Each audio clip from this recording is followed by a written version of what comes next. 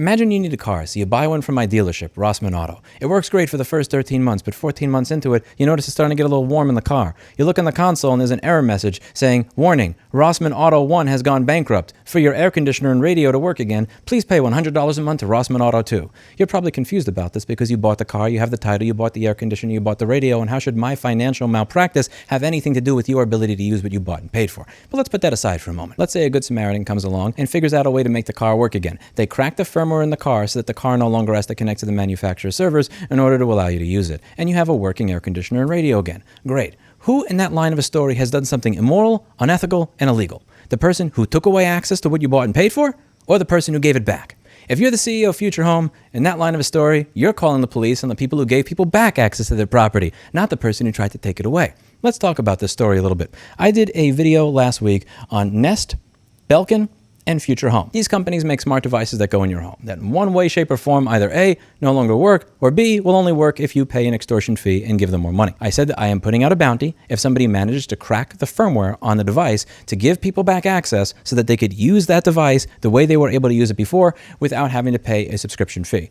In my opinion, if I buy something, I own it. Just because you made bad financial decisions doesn't mean you get to reach into my house, push a firmware update onto my device that disables its functionality unless I fucking pay you again. Let's read an article about me that made the front page of a Norwegian tech website. Tech.no. This article is going to have a little bit of babelfish in the translation because I can't read Norwegian, so please forgive the plugin that is being used to translate it. Consumer rights activist Louis Rossmann at Fulu Foundation has now offered a $5,000 bounty to anyone who can crack the source code of a Norwegian smart home company, Futurehome.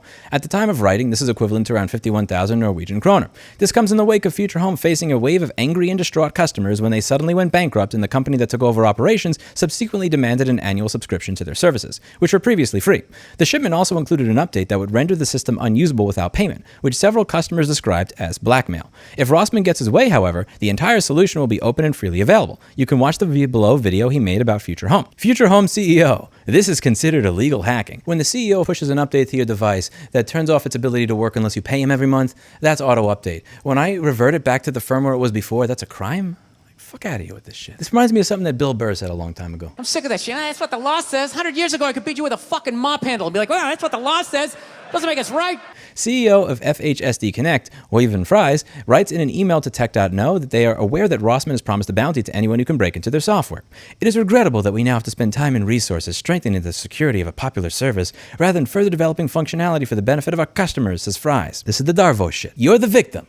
Not the people that you sold a product to, that you pushed a firmware update to that makes it not work anymore. They're not the victim. You're the victim, you poor little fucking CEO. He says their focus is on reliable and user-friendly services, with the customers of the former Futurehome in focus.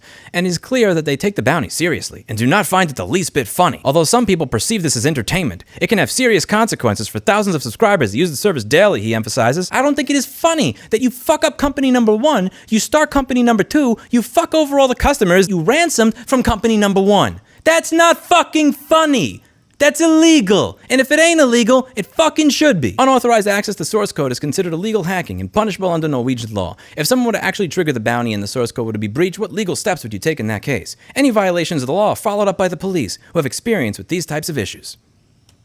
I am not a lawyer. By the way, never say that as an acronym. Say it out loud. Type it. It's not in a bunch of extra keys. Just trust me on this one. Never use I am not a lawyer as an acronym. If you get clowned, you deserve it. In my personal opinion, the person who gives back access to what you bought and paid for is the good guy. The person who took it away so they can make more money is the bad guy. Any violations of the law are followed up by the police who have experience with these types of issues. The variance also refers to Section 204 of the Criminal Code, which covers actions where someone, by breaching a protection or by other unauthorized means, gains access to a computer system or part of it.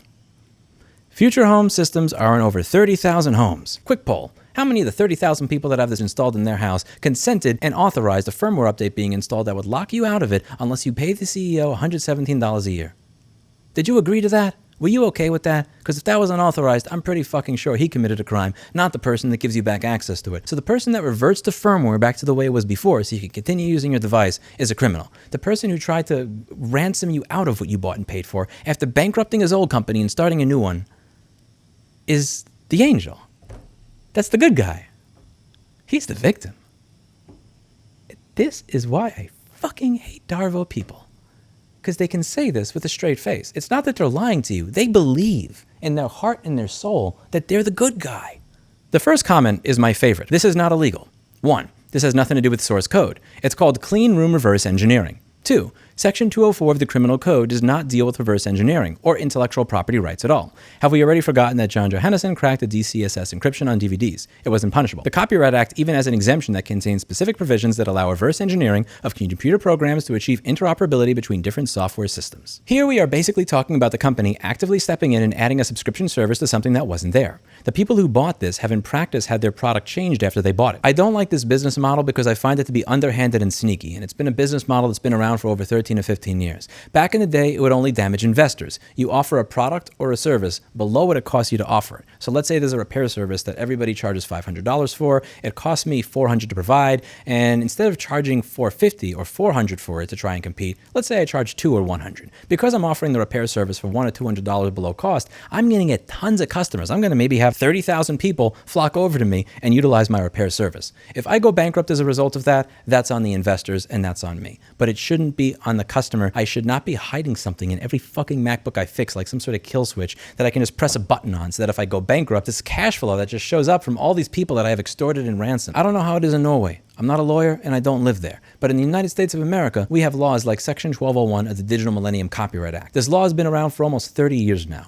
And this section of this law says that it is illegal to break a digital lock, even on a product that you own, and show other people how to do it. This law is becoming more and more relevant with each passing day because every single day there's a new company that's utilizing a digital lock to take away your rights of ownership. These are laws that I want to inform you on a regular basis. These are also laws that we're going to have to push back against and challenge and talk about on this channel and as a society in general, if you want to be able to say that we own, we bought and paid for. Video game consoles, for example, there's established consistent record that those TPMs are in place to protect security of the devices, privacy of users. These laws are on the books for your benefit. Trust him. We've seen everybody from Mazda to Haier at this point utilize these laws to try and intimidate developers whenever they try and give people back access to what they bought and paid for. And I think that's wrong. You let me know what you think in the comments down below. I'm going to keep moving forward full steam ahead. If the CEO of Futurehome would like to give people back access to what they bought and paid for, great. If he doesn't want to do that and he doesn't like what I'm doing, he can go fuck himself. I don't care. I'm not intimidated by people like you. I'm not intimidated by companies like you. My nonprofit won't be, nor will we ever. You understand? See you in the next video. Bye now. But before we do that, I'm going to introduce you to somebody else who's never intimidated by a CEO of an anti-ownership company. Blackberry the cat. That's a greenie. Would you like another greenie? Maybe you get another greenie. Clinton, you want a greenie? I got a greenie up here for you. Come get a greenie. That's a greenie. I gave you the greenie. Oh, I took the greenie away. I changed the terms of the sale. Look at that. Watch Blackberry. Here's a greenie. Here's a greenie. See that? I gave you a greenie. And then I took the greenie away. Yeah, I'm a big bad Futurehome CEO. You got to pay for that now. Here you go. Greenie on the desk, and I take it away from you. Okay, I'm done. You're a good girl, Blackberry. Where's my kitty? See you in the next video. Bye now.